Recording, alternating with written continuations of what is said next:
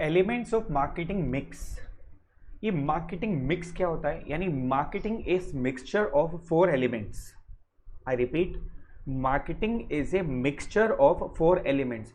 यानी जैसे एक टेबल होती है, उसके 4 पिलर्स हो सकते हैं, पिलर्स होते हैं ना, 4 पाए जिसको बोलते हैं हम लोग, राइट? इसी तरह से मार्केटिंग के भी 4 पिलर्स होते हैं, या आप 4 एलिमेंट्स कह सकते हो इसको। पॉपुलरली इसको हम एलिमेंट्स के नाम से जानते हैं। तो मार्केटिंग 4 एलिमेंट्स का मिक्सचर होती है, इसको बोलते हैं एलिमेंट्स ऑफ मार्केटिंग मिक्स। ये 4 एलिमेंट्स कौन से होते हैं? 4 पीस कहते हैं इसको, पीस, पी, यानी कि चारों का जो नाम है वो पी से स्टार्ट होता है। Product, price, place, promotion. चारों का नाम किससे स्टार्ट हो रहा है? पी से। Product, price, place, promotion. इसलिए इसको 4 पीस ऑफ मार्केटिंग भी बोलते हैं हम लोग। तो marketing mix is a set of marketing tools that a firm uses to pursue its marketing objectives in a target market. देखो, चारों के चारों जो एलिमेंट है इनको यूज किया जाता है ताकि हम अपने टारगेट मार्केट है या टारगेट कस्टमर को जो है हम परस्यू कर सके, उस तक पहुंच सके और उसको प्रोवोक कर सके कि वो हमारे प्रोडक्ट को खरीदे।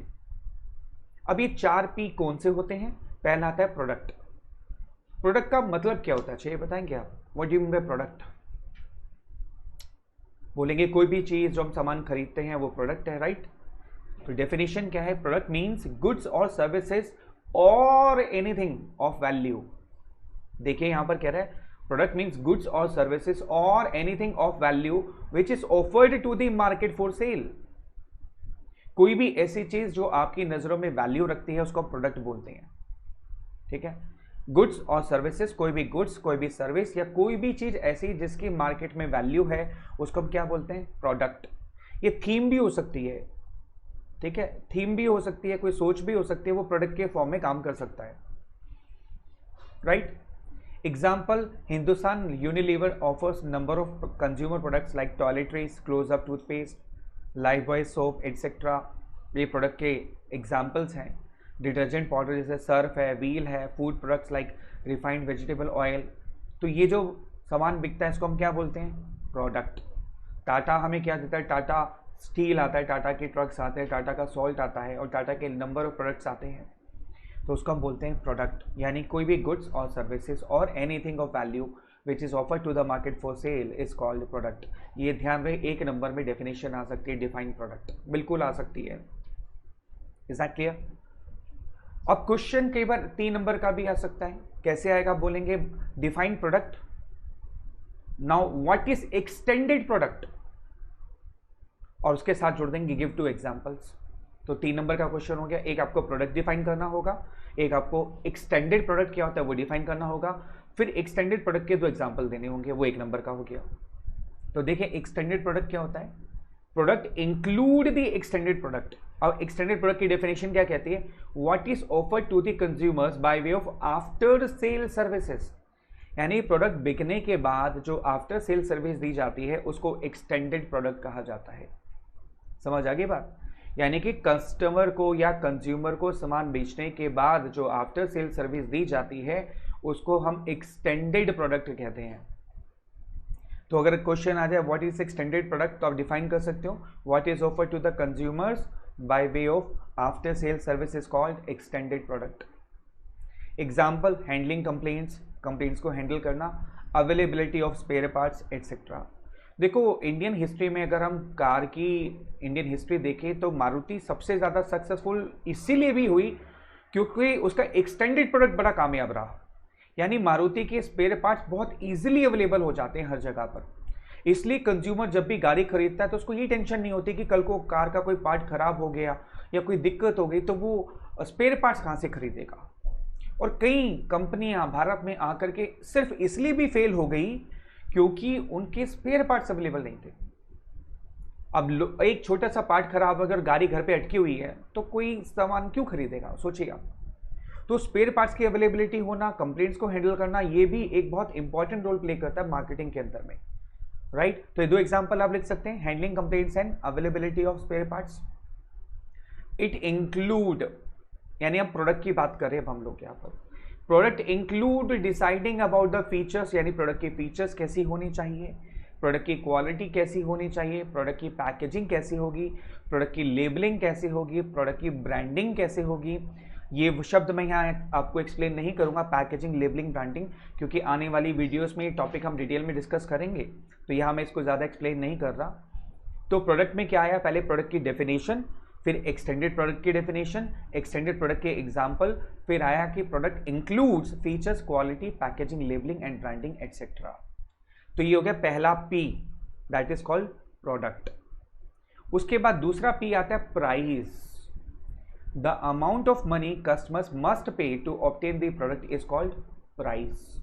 ऑब्वियसली बात है, हम प्राइस पे करते हैं कोई भी सामान खरीदने के लिए, तो ये तय करना भी बड़ा इंपॉर्टेंट है कि सर प्राइस क्या होना चाहिए किसी चीज़ का। अब एप्पल का आईफोन लैक्स ऑफ रुपीज़ में बिकता है, फिर भी लोग खरीदते हैं, लेकिन कुछ फ़ोन हज़ारों रुपये में बिकते हैं, फिर भी लोग नहीं खरीदते। यार ऐसा क्यों? तो ये अभी हम एक टॉपिक भी करेंगे कि किसी भी प्रोडक्ट का जो प्राइस है वो किन बातों पर डिपेंड करेगा, हमें कैसे तय करना चाहिए, इस पर भी हम चर्चा करेंगे, एक टॉपिक डिस्कस करेंगे हम लोग। बट फिलहाल हम यहाँ पर डिस्कस करें, प्राइस एक इंपॉर्टेंट पी माना जाता है मार्केटिंग का। Level of price affects the level of the demand. Of course अगर प्राइस ज़्यादा होगा तो डिमांड कम होने के चांसेस होते हैं, और प्राइस कम होगा तो डिमांड ज़्यादा होने के चांसेस होते हैं। सिंपल, डिमांड सप्लाई का जो फैक्टर्स है वो यहाँ भी काम करता है, प्राइस से रिलेट करता है। प्राइस देखो ज़्यादा होगा, अब आईफोन की ज़्यादा बायर्स क्यों नहीं होते हैं? क्योंकि प्राइस बहुत हाई है, everybody can not afford it ना, हर कोई लैक्स ऑफ रुपीज़ नहीं खर्च कर सकता ना आईफोन्स के लिए, या इतने महंगे फ़ोन नहीं खरीद सकता, तो उसकी डिमांड एज़ कम्पेयर थोड़ी सी कम होती है as compare to the other phones जो 10, 20, 15 हज़ार रुपये की रेंज में आते हैं। Price considers discounts to customers, trader and credit terms. अब प्राइस के अंदर में हमें यह भी ध्यान रखना होता है जब हम प्राइस तय करते हैं कि कस्टमर को डिस्काउंट भी देना पड़ेगा, जो सामान बेच रहा है उसको प्रॉफिट भी मिले, और बहुत बार माल उधार बेचना पड़ता है तो उधार की भी कॉस्ट आती है भाई, आपका पैसा ब्लॉक होता है, उसके इंटरेस्ट को कैसे रिकवर करेंगे। तो प्राइस एक बहुत इंपॉर्टेंट टूल भी माना जाता है मार्केटिंग का। ऑफकोर्स कस्टमर की डिमांड को तो अफेक्ट करता ही करता है, बट इन बातों को भी हमें ध्यान में रखना होता है।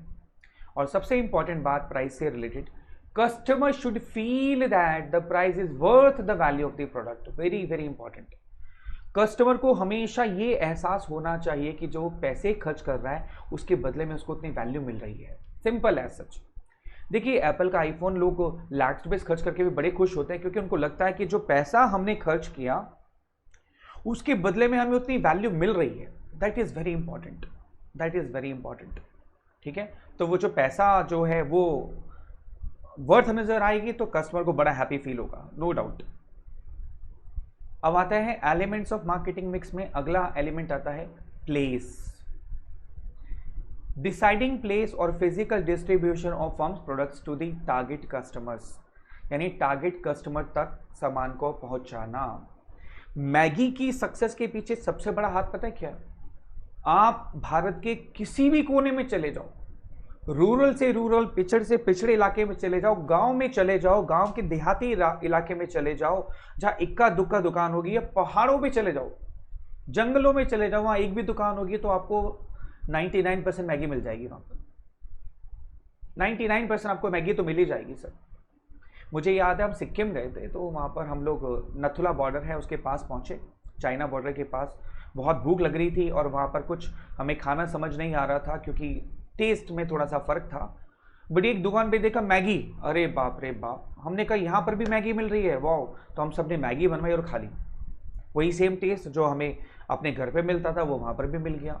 तो प्लेस यानी कि कस्टमर तक अपने सामान को पहुँचाना बहुत बहुत इंपॉर्टेंट रोल प्ले करता है। Residing place or physical distribution of farm products to the target consumers. It includes selection of dealers और intermediaries to reach the customers. यानी कि आप अपना माल डीलर्स के थ्रू पहुंचाओगे, इंटरमीडिएट्स के थ्रू पहुंचाओगे, डायरेक्टली माल सेल करोगे, कैसे करोगे, इस पर भी हम टॉपिक में डिस्कस करेंगे आपके साथ चैनल्स ऑफ डिस्ट्रीब्यूशन में कि माल किस किस तरीके से कंज्यूमर तक पहुंचाया जा सकता है, राइट। फिर आता है providing support to the intermediaries, यानी कि जो इंटरमीडियरीज, ब्रोकर्स या डीलर्स आपका सामान बेच रहे हैं उनको सपोर्ट देना, चाहे वो डिस्काउंट की सपोर्ट है, चाहे वो प्रमोशनल कैंपेन है, उनके लिए करना ताकि वो आसानी से माल बेच सकें, ये भी प्लेस के अंदर आता है। फिर उसके बाद आता है मैनेजिंग इन्वेंट्री, स्टॉक को मेंटेन करना, स्टॉक को स्टोर करना, वेयर हाउसेज बनाना, गुड्स को ट्रांसपोर्ट करना, जहाँ पर वो माल बन रहा है और जहाँ पर माल बिक रहा है। तो ये सब प्लेस के अंदर आता है। देखिए बहुत बहुत बातें इसमें आती हैं। मसलन जैसे आप आइसक्रीम बना रहे हो, तो आइसक्रीम को आपको ट्रांसपोर्ट करना है, तो आप ऐसे ही नॉर्मल ट्रांसपोर्टेशन व्हीकल में नहीं कर सकते ना, उसके लिए एसी ट्रांसपोर्ट का होना ज़रूरी है, नहीं तो सारी आइसक्रीम मेल्ट हो जाएगी। ऐसी ग्लासेस की मैं बात करूँ, शैंड्रिले की बात करूँ, जिसको झूमर बोलते हैं, आपको वो ट्रांसपोर्ट करना है तो आपको बड़ी सावधानी से ट्रांसपोर्ट करना पड़ेगा। ठीक है, ऐसे ही अब हल्का सामान है, सब्जियां जब ट्रांसपोर्ट होती हैं तो उसमें हवा का लगना बहुत ज़रूरी है, नहीं तो सब्जियां अपनी ही गर्मी से सड़ जाती हैं। तो ये सारी बातें यहाँ पर आती है कि हम ट्रांसपोर्ट कैसे करेंगे, उनको स्टोर कैसे करेंगे, इन्वेंट्री का लेवल कैसे मेंटेन करेंगे, अगर हमें वेयर हाउस करना पड़ जाए, स्टोर करना पड़ जाए कुछ महीनों के लिए, तो हम उसको कैसे करेंगे, ये सब प्लेस के अंदर आता है। ये भी एक इंपॉर्टेंट पीस माना जाता है मार्केटिंग का। तो हमने अभी तक 3 पढ़े, प्रोडक्ट, प्राइस, प्लेस, और चौथा पी आता है प्रमोशन। हल्ला करना भाई, लोगों तक हल्ला पहुंचाना, भाई देखो हम हैं, हमारा सामान खरीदो। बिना प्रमोशन के माल बिकना बहुत मुश्किल होता है। It include activities that communicate, देखा हल्ला करते हैं ना, लोगों तक पहुंचाते हैं कि अवेलेबिलिटी सामान है, उसकी फीचर्स को बताना, उसके मेरिट्स को बताना। It include activities that communicate availability, features, merits, etc. of the products to the target customers and persuade them to buy it. और उनको persuade करना ताकि वो आपका सामान खरीद सकें is called promotion. क्या कहते हैं? Promotion. Promotion कहते हैं. Yes. It includes activities that communicate availability, features, merits, etc. of the products to the target customers and persuade them to buy it is called promotion. Substantial amount of money is spent on the promotion of goods through using number of tools such as, यानी कि अगर आप किसी भी business unit का या business company का आप देखोगे तो सबसे ज़्यादा पैसा प्रमोशन पे खर्च किया जाता है। बहुत पैसा खर्च होता है, आपको पता है, टीवी में ऐड करना, न्यूज़पेपर में ऐड करना, ब्रांडिंग करना, ब्रांड एम्बेसडर चूज़ करना, सिलेक्ट करना, बहुत पैसा खर्च होता है।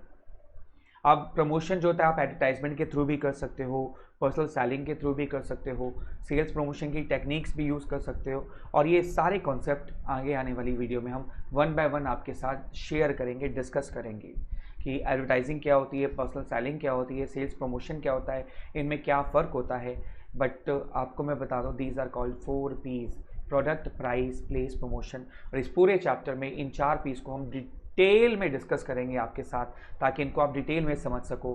बट फिलहाल इतना समझना ज़रूरी है कि मार्केटिंग मिक्स के 4 कॉम्बिनेशन होते हैं, प्रोडक्ट का कॉम्बिनेशन, प्राइस का कॉम्बिनेशन, प्लेस का कॉम्बिनेशन और प्रमोशन का कॉम्बिनेशन। इस लोगों को बोलते हैं marketing mix, and these are called 4 elements of marketing mix, जिसको 4 पीस ऑफ मार्केटिंग भी कहा जाता है, product, price, place and promotion. Right, तो यहाँ खत्म होते हैं 4 पीस।